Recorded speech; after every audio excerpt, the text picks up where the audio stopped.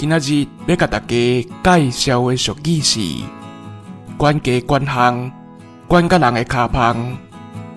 毋知大家敢有迄个经验？就是见摆，若甲过年的时阵，会参一寡一年看一摆的亲情聚会。上接互问到的问题是：你当时要娶某，当时要嫁翁，当时要生囝，搁生一个啊？等等的问题。这几年拢有网友伫网络顶悬害即落代志，互伊感觉真野生。嘛有影人要娶要嫁，要生毋生，这是人的代志，嘛毋免酷酷足咧问。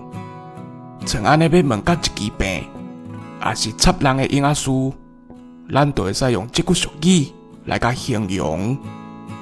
以上，感谢收听。